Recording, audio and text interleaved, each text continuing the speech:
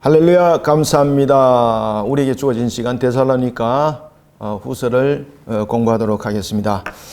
데살로니가 전서에서 데살로니가 후서 이어지는 서신은 약 한 6개월 정도의 사이를 두고 기록되어졌다라고 우리가 추정할 수 있겠죠.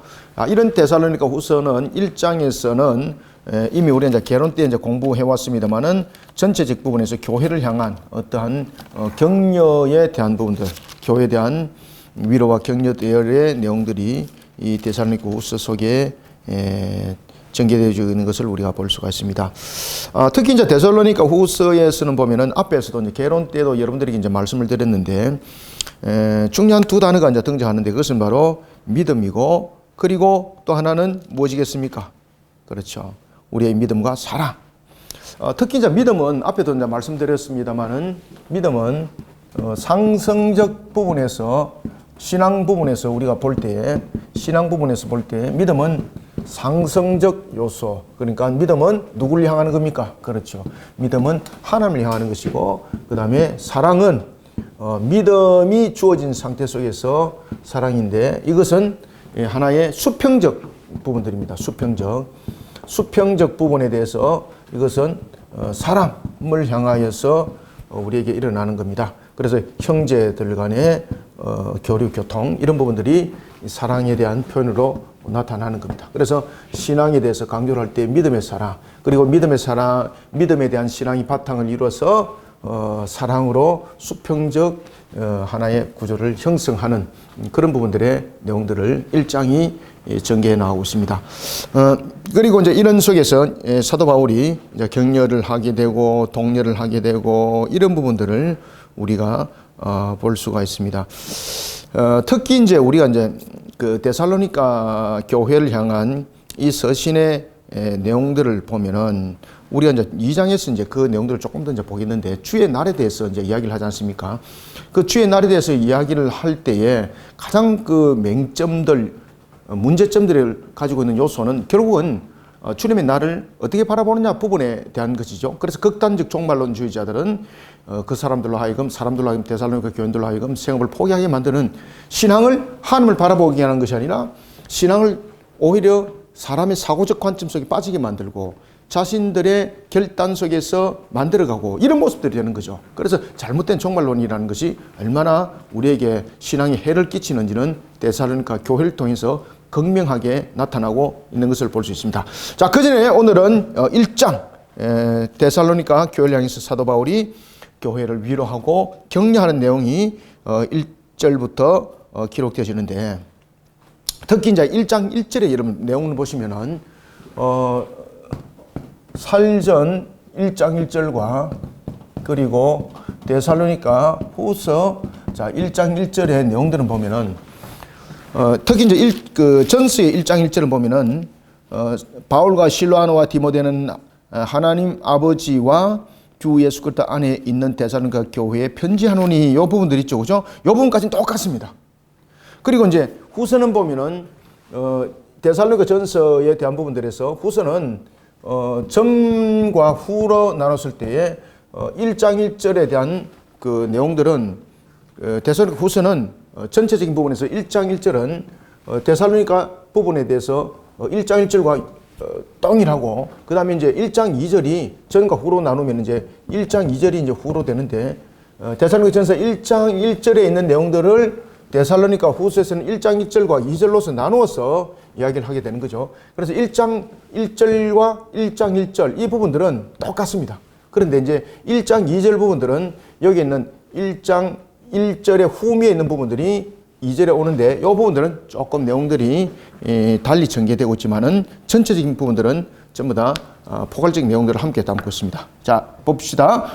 바울과 실로아노는 누구라 그랬죠? 실로아노는 신라를 실로아노라고 말합니다.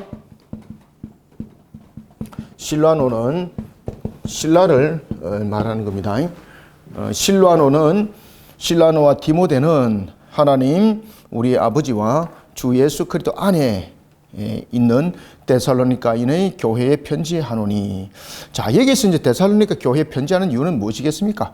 특히 이제 데살로니가 교회가 잘못 알고 있는 그런 종말론에 대한 그릇된 신앙관, 그 신앙관에서 벗어나도록 지금 서신을 쓰고 있는 겁니다. 특히 재림에 임박했다는 그런 부분들, 재림이 이미 왔다는 그런 부분들, 이로 인해서 사람들이 일하는 것을 포기하고 삶의 모든 부분들이 오히려 방종 속에 주어지게 되고 이런 부분들이 펼쳐지게 된 거죠. 이런 잘못된 가르침을 줬던 거짓 교사들을 우리는 이제 이런 부분들이 나중에 이제 이단이라는 단어로 등장하죠. 거짓 교사들. 처음부터 이단이라는 단어는 등장하지 않았습니다. 이제 거짓 교사들, 그다음에 거짓 선자들 이런 부분들이 이단들에 대한 명칭이었습니다. 초기 교회 때에 이런 거짓 교사들 그리고 거짓 선자들의 잘못된 종말적 가르침으로 인해서 데살로니가 교회가 지금 잘못된 길로 가고 있는 성도들의 모습, 지금 사도 바울이 그것을 바르게 세우기 위하여서 주 안에서, 주 예수 그리스도 안에서 이렇게 말을 하는 겁니다. 그리고 편지한다. 자, 2절 보면은 하나님 아버지와 주 예수 그리스도로부터 은혜와 평강이 너희에게 있을지어다. 우리가 자 전서도 보십시오. 자, 전서에서 우리가 1장 1절에 보면은 은혜와 평강이 너희에게 있을지어다 라고 이야기했죠. 그죠? 은혜와 평강. 은혜와 평강은 누구로부터 일어나는 겁니까? 은혜와 평강. 은혜와 평강은 우리의 어떤 행위로 되는 것이 아닙니다. 예수 그리스도 안에서 이 은혜와 평강들은 이루어지는 겁니다. 데살로니가 후서에도 이제 그 1장 2절에서도 그 이야기를 하죠. 전서에서는 두 개로 묶었던 것. 전서에서는 1장 1절에서 묶었던 것을 후서에서는 1장 1절과 1장 2절로서 구분했죠. 그죠? 전과 후로 나누면은 1장 1절에 전은 후서의 1장 1절이고 1장 1절의 후는 후서의 1장 2절이 됩니다. 하나님 아버지와 주 예수 그리스도로부터 은혜와 평강이 너희에게 있을지어다. 형제들아, 우리가 너희를 위하여 항상 하나님께 감사할지니. 자, 여기서 이제 하나님께 감사할 이유를 이야기를 합니다. 하나님께 왜 감사를 하는가? 사도 바울이 데살로니가 교회를 보면서 왜 하나님께 그가 감사를 했을까요? 그 이유는 바로 그들이 하나님을 향한 믿음과 그리고 또한 그 사랑의 신앙 가운데 놓였기 때문에 하나님께 그가 지금 감사를 드린다는 겁니다. 3절 형제들아 우리가 너희를 위하여 항상 하나님께 감사할지니 이는 당연함은 너희의 믿음이 더욱 자라고 너희가 다 각기 서로 사랑함이 풍성함이니. 그래서 사도 바울이 감사의 근거를 무엇으로 보고 있는 겁니까? 데살로니가 성도들의 믿음과 사랑을 통해서 하나님 앞에 감사를 드리는 겁니다. 이런 부분에서 이제 믿음은 무엇이라 그랬습니까? 그들의 신앙이 믿음은 하나님을 향한 상승적 신앙의 요소를 가지고 있었고, 그리고 이런 믿음을 바탕으로 사랑은 이런 믿음을 바탕으로 하는 겁니다. 믿음을 바탕으로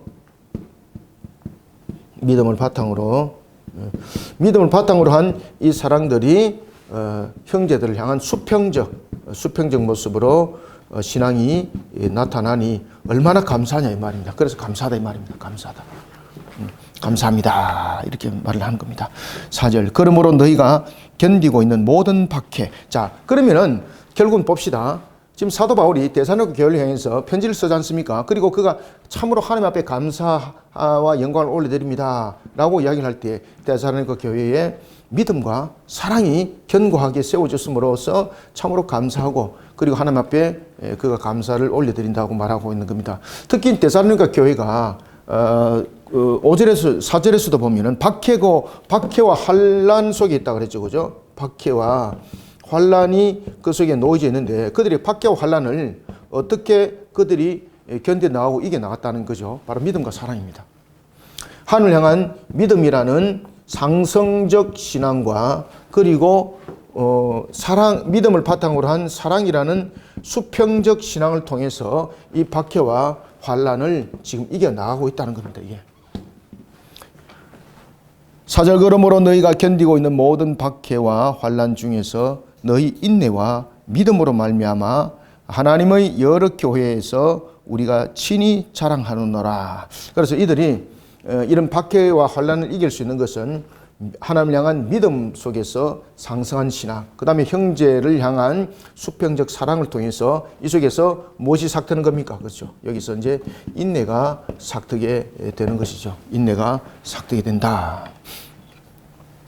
그리고 이런 속에서 하나님의 여러 교회에서 우리가 친히 자랑하노라. 이 말은 지금 데살로니가 교회가 하나의 그 모범이 된 사례라는 겁니다. 모범 사례. 데살로니가 교회가 모범 사례로 지금 소개되어지고 있다는 거예요. 사도 바울이 전도를 하면서 개척할 때에 지금 데살로니가 교회를 모범적 사례로 그들에게 이야기를 한다는 거예요. 그때의 박해와 환난을 그들은 믿음이라는 상승적 요소의 신앙과 그리고 이 믿음을 바탕으로 한 수평적 신앙이라는 사랑을 통해서 환난과 박해를 이렇게 인내함으로 이들이 이기고 있다. 이런 부분들에 대해서 데살로니가 교회가 모범적 사례라는 거죠. 데살로니가 교회가 이런 부분에 대해서 모범적 사례였다는 겁니다. 모범적 사례.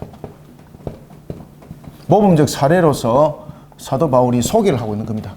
어느 지역에 특히 이제 그 데살로니가 지역은 데살로니가 교회는 그 마게도냐 지역이었죠, 그죠? 마게도냐 지금 여기서 모범적 사례로 사도 바울이 소개하고 있는 것은 두 지역입니다. 첫 번째는 데살로니가 교회가 같이 속해 있는 마게도냐 지역과 그 다음에는 두 번째 아가야 지역. 이 두 지역을 통해서 복음을 전하고 그리고 그 사역을 감당하면서 데살로니가 교회의 모범적 사례를 소개하고 있다는 거예요. 소개하고 있다. 참으로 너희들은 이와 같이 아가야 지역과 데살로니가 마게도냐 지역의 모범적인 사례로 소개되어질 정도로 너희의 신앙들은 참으로 자랑스럽다. 그런데 이런 자랑스러운 신앙이 어디를 바탕으로 이루고 있다는 겁니까? 그렇죠. 믿음이라는 것과 사랑이라는 소를 통해서 인내를 하고 있는 이 신앙. 이것이 아주 모범적 사례다.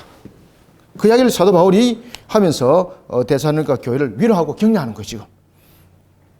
우리가 왜 보면은 칭찬하게 되면은 칭찬은 코끼리도 춤추게 만든다 그러잖아, 그죠? 이와 같이 위로하고 격려하는 속에 사도 바울이 그들에게 더욱더 신앙의 용기와 힘을 주고 있는 겁니다. 요 5절 이는 하나님의 공의로운 심판이요 너희로 하여금 하나님 나라의 합당한 자로 여김을 받게 하려 함이니 그 나라를 위하여 너희가 또한 고난을 받느니라. 자, 여기에서 이제 사도 바울이 굉장히 중요한 단어를 들고 들어옵니다. 하나님의 공의.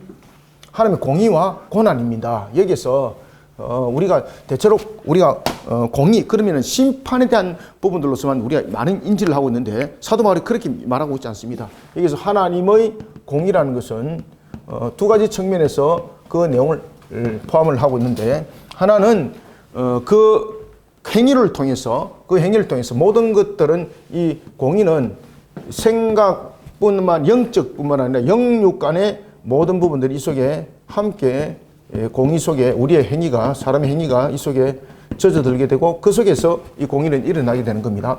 따라서 이제 영육 간에 죄를 범한 것 속에서는 반드시 무엇이 있다는 겁니까? 벌이 있고 그 다음에 이런 속에 당하는 여러 가지 부분의 징벌적 요소의 고난, 이것은 일반적 요소의 고난과는 다르다는 겁니다. 그 다음에 두 번째는 그가 신앙을 지켜나가는 가운데서 당하는 고난, 이런 고난은 하나님께서 공의에 입각해서 이 부분에 대해서 반드시 회복의 역사를 일으켜야 된다. 그것이 하나님의 공의다. 그러니까 벌은 죄로 말합시다. 죄는 벌로서 징벌하고 심판하는 것이 하나님의 공의고 그 다음에 신앙 가운데에 놓여서 고난을 받고 신앙 가운데에 믿음을 정진시키는 가운데서 당하는 여러 가지 어려움과 환난들은 하나님께서 그에 대한 버금가는 부분들로서 회복으로서 역사를 일으키는 것이 하나님의 공의다. 그래서 하나님의 공의는 두 가지 부분에 나타난다. 하나는 신앙적 부분에서 하나님께서 응답하시는 것으로서 공의는 반드시 작동되어져야 되고 그 다음에 죄와 같은 것은 반드시 벌을 징계함으로써 그 부분들은 나타난다. 그래서 우리에게 고난이라는 부분들이 하나님의 공의에 입각해서 해석을 할 때 그 고난이 죄로 인한 것 같으면 당연한 것이다. 그런데 이 고난이 신앙 가운데서 당하는 고난 같으면 하나님께서 그 모든 부분들을 회복시키고 모든 부분들을 더욱더 번성하게 이렇게 세워야 되는 것이 하나님의 공의다. 이해되셨습니까? 이런 부분들을 사도 바울이 지금 이야기를 하는 거예요. 그래서 여러분들이 공의에 대한 성격 그리고 공의에 대한 정의 이 부분들을 가장 정확하게 설명하고 있는 것이 어디입니까? 데살로니가 후서 1장입니다. 그래서 여러분들이 하나님의 공의에 대해서 어떤 부분에서 정의를 내리려고 그러면은 반드시 데살로니가 후서 1장을 가지고 여러분들이 말씀을 논해 주셔야 됩니다. 자, 그래서 참고를 하시라고 제가 지금 조금 더 상세하게 말씀드렸습니다. 자, 5절 봅시다.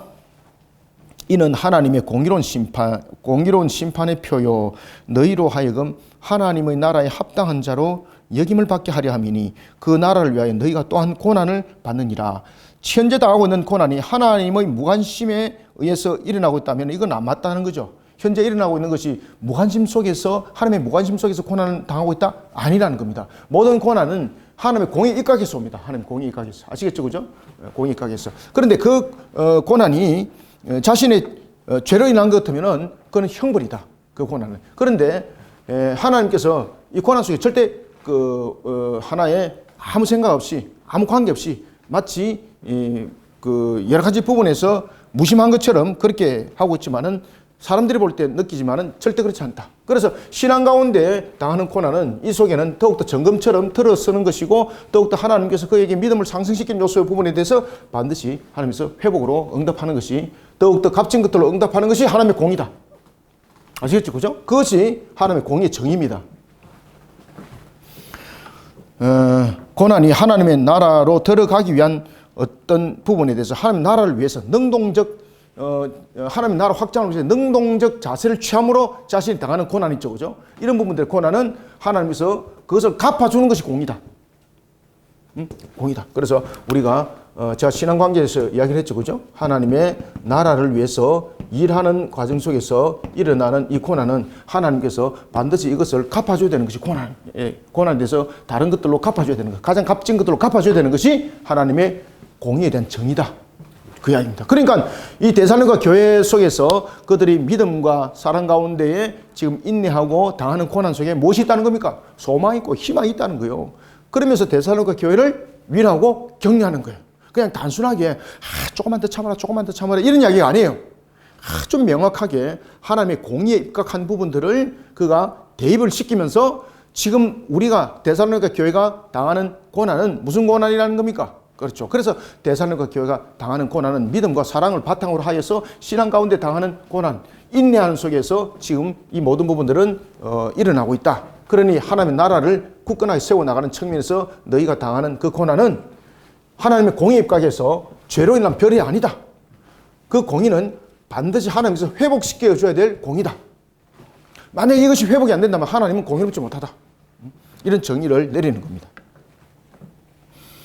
6절 너희로 환난을 받게 하는 자들에게는 환난으로 갚으시고. 자, 이게 공의의 정의예요. 공의의 정의.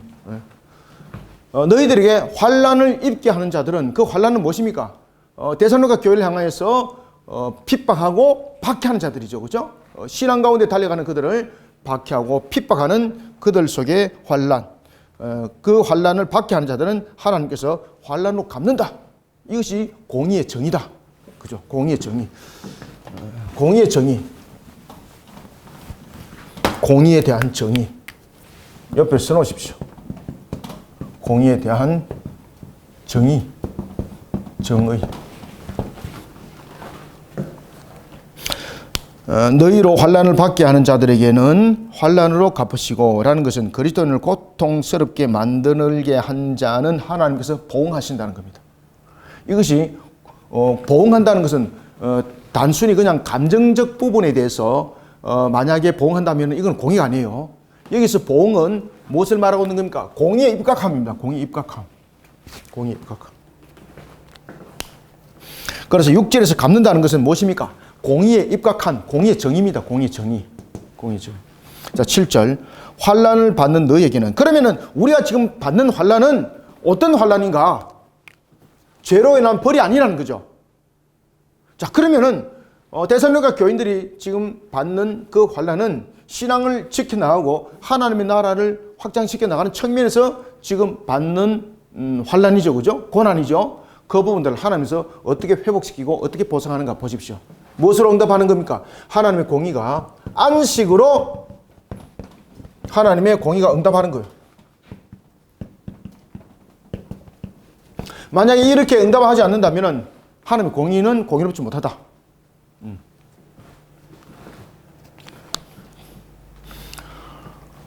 7절 환난을 받는 너희에게는 우리와 함께 안식으로 갚으시는 것이 하나님의 공의시니. 이게 공의의 정의입니다. 아시겠죠? 공의의 정의. 하나님의 공의시니 주 예수께서 자기의 능력의 천사들과 함께 하늘로부터 불꽃 가운데 나타나실 때에, 여기서 불꽃 같다는 것은 여러분들 세세하게 어떤 것도 놓지 않는 것을 확실하게 살펴보는 것들, 여러 가지 부분들로서 이 불꽃이라는 부분들은 표현이 되겠죠. 뿐만 아니라 이 불꽃이라는 것은 어떤 심판자에서, 특히 이제 요한계시록에 보면은 하나님이 불꽃 같은 눈동자로 나타나시죠, 그죠? 심판의 주의 모습들. 그러니까 이 불꽃 같다는 것은 심판에 대한 내용들, 그 다음에 모든 부분들을 밝혀본다는 부분들, 이런 부분들을 함께 담아내려 가고 있습니다. 그래서 여기서 불꽃 가운데, 하늘로부터 불꽃 가운데 나타난다는 것은 무엇과 연결되는 겁니까? 그렇죠. 불꽃으로 연결되는 것은 여기서 공유된 정의로 연결되는 겁니다, 이게.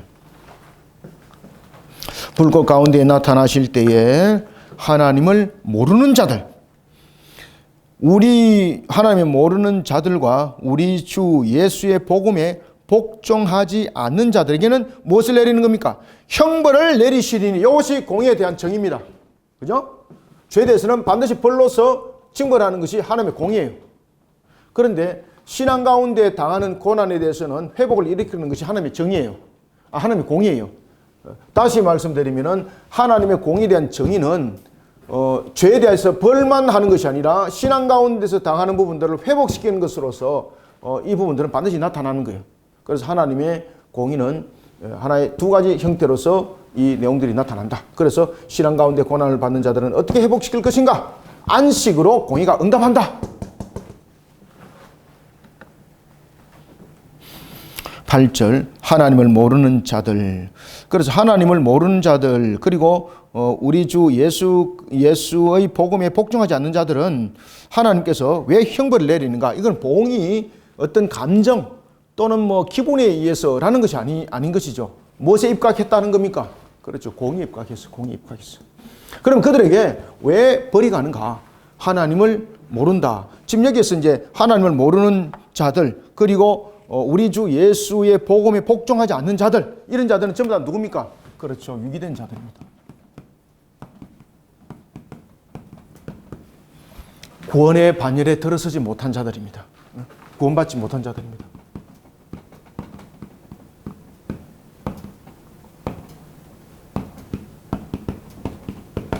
왜냐하면 구원받지 못한 자들은 예수 그리스도가 그들의 대속의 값이 안 되거든요. 예수 그리스도가 그들의 대속의 값이 되지 않기 때문에 그들에게 여전히 죄가 남아있는 거죠. 그러면 그 죄로 인하여서 그들은 벌을 받고 그들은 그 불못에 던지는 것은 너무나도 당연한 거죠. 그것이 바로 하나님의 공의의 정의입니다. 그래서 예수 그리스도께서 대속의 값이 되어주지 못한 자들입니다. 여기서는 유기된 자들은 예수 그리스도께서 대속의 값이 되어주지 않았기 때문에 그들은 죄로 인하여서, 자기의 죄로 인하여서 벌을 받는 것은 하나님의 공의로입니다. 보겠습니다. 그래서 형벌이 내리신다라고 말하는 거예요. 9절, 이런 자들은 주의 얼굴과 그의 영광을 떠나 영원한 멸망의 형벌을 받으리로다. 최종 형벌은 하나님의 임재로부터 분리되는 형벌이에요. 그래서 이들에게 당하는 최종 형벌은 무엇입니까? 불못입니다. 불못. 이 불못은 영원히 타는 불입니다. 영원히 타는 불. 영원히 꺼지지 않는 불꽃으로 태워집니다.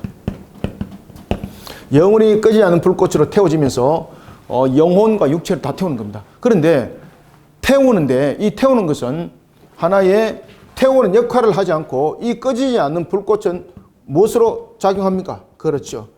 타는 고통입니다. 타는 고통. 강력하게 태워지는 것 같은 그런 고통. 그래서 그것은 마치 이 불꽃이 마치 자석과 같아가지고 영혼도 육체도 그 불꽃에 탁 들어가게 되면은 마귀도 그곳에서 못 나오고 영원히 그 꺼지지 않는 불꽃에서 영원한 고통 속에 있는 겁니다. 떨기나무에 대한 부분들 여러분들 기억나시죠? 떨기나무에 불꽃이 보면은 떨기나무는 타지 아니하는데 불꽃이 계속해서 타오르는 거죠. 이와 같이 꺼지지 않는 불꽃은 바로 그런 부분들을 말하고 있고, 그 다음에 불못의 고통은 바로 죽음에 대한 고통인데, 여기서 영원히 꺼지지 않는 불꽃에 대한 고통은 이건 단순한 고통이 아니라 이것이 죽음의 고통입니다. 죽음의 고통이기 때문에 요한계시록에서는 이것을 둘째 사망이라고 말하는 거예요. 둘째 사망. 죽음의 고통. 죽지 않고 영원히 불과 함께 태워지면서 죽음의 고통을 그 속에서 살아가는 것. 그것을 둘째 사망이다. 이렇게 요한계시록에서는 말하고 있습니다. 9절 이런 자들은 주의 얼굴과 그의 힘의 영광을 떠나 영원한 멸망의 형벌을 받으리로다. 그날에 그가 강림하사 그의 성도들에게 영광을 받으시고. 자, 여기서 여러분 보시면요. 그러면 그리스도는 어떻게 영광을 받으시는가? 사도 바울이 이야기를 하는 거예요. 자, 그러면 그리스도는 어떻게 영광을 받으시는가 하면은 우리 성도들이 구원받은 주님께서 재림하실 때에 어떻게 영광을 받겠습니까? 주님께서는 재림하실 때 우리에게 어떻게 영광 받는가 하면은 재림하실 때에 영광을 받으시는데 그 영광을 어떻게 받으시는가 하면은 구원받은 자의 모습을 보고 그 영광을 받는 거예요. 구원받은 자의 그 모습을 보고 그것이 재림 때에 영광이 되는 거예요.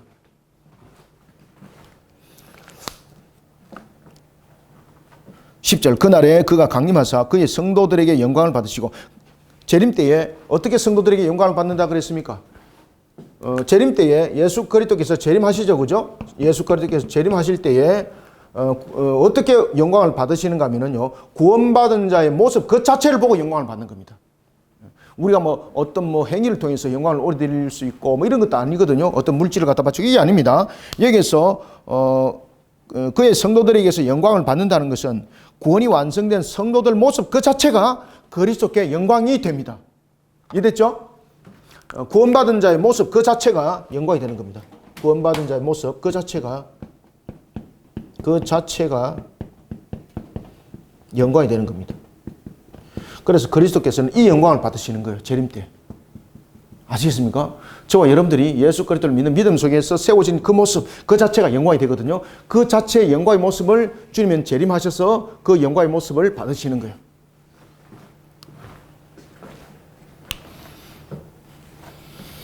10절 그날에 그가 강림하사 그의 성도들에게서 영광을 받으시고 모든 믿는 자들에게서 놀랍게 여김을 얻으시리니 이는 우리의 증거가 너희에게 믿어졌습니다. 그죠? 믿어졌습니다. 우리의 증거가 너희들에게 믿어졌습니다. 이런 부분들은 이제 그 전서에 대한 서신을 그 데살로니가 교인들이 이제 받아들였다는 측면에서 이제 이 내용들이 전개되고 있는 겁니다.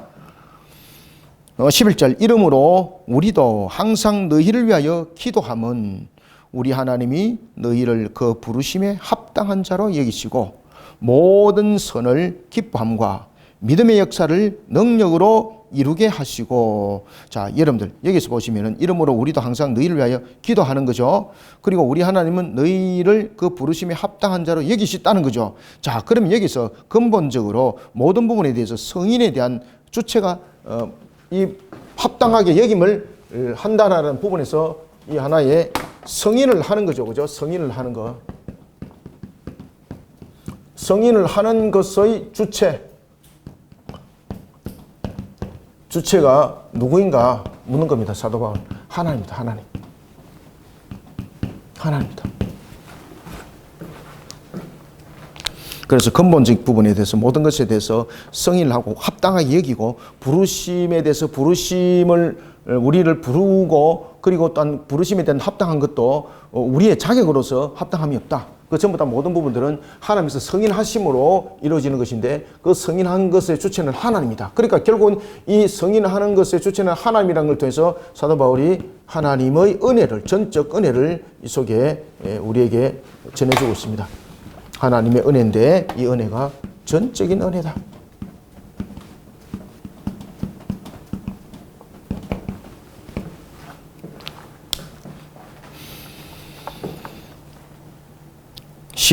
(11절) 다시 읽읍시다. 이러므로 우리도 항상 너희를 위하여 기도함은 우리 하나님이 너희를 그 부르심에 합당한 자로 여기시고 모든 선을 기뻐함과 믿음의 역사를